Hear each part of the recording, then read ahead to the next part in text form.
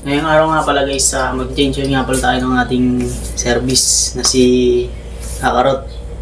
Gamit ko nga palang langis dyan guys, ito. Yamalob yan. Tsaka bumili rin ako sa Shopee ng imbudo. At mahirap isalin pag walang imbudo, nagkakatapon-tapon. Kaya yun guys, pupunta natin siya dun mamaya sa kabila, dun kasi siya nakaparada.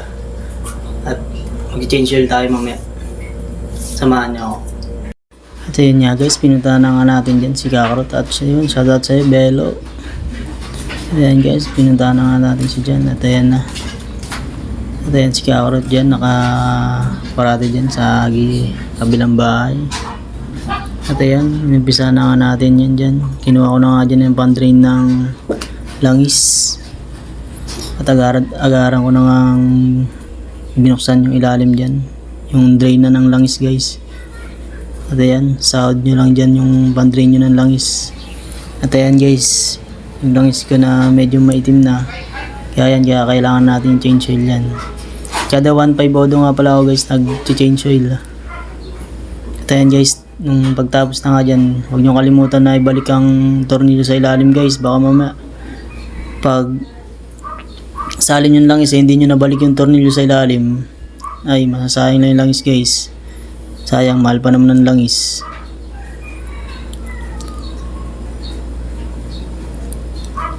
At yan nga guys, binubuksan ko na nga dyan yung lagayan ng langis.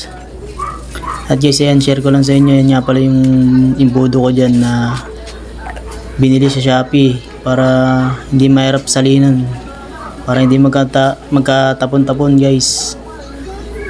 At ayan, sinalpa ko na yan dyan. At dumating nga dyan si Jumaila. Shoutout sa iyo. Ayan nga guys.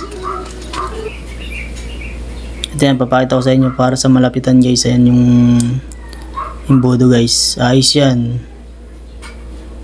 Maganda salinan yan guys. Hindi tumatapon. At ayan nga pala guys yung langis natin na Yamalob. Ayan lang ang gamit ko guys. Okay naman yan. Yung Yamalob na puti ang takip. Ayan, dumaan niya ulit nga pala dyan si Jumaila. Shoutout ulit sa'yo. At ayan guys, tapos ko na nga dyan salin yung langis. At agad-agar na nga natin ibalik yung tornilyo dyan. At yung pagpihit nga pala dyan guys, huwag nyo masyadong higpitan, yung saktuhan lang kasi madaling ma-lost thread dyan guys. At ayan, magad-agaran na nga natin pinainit yan dyan.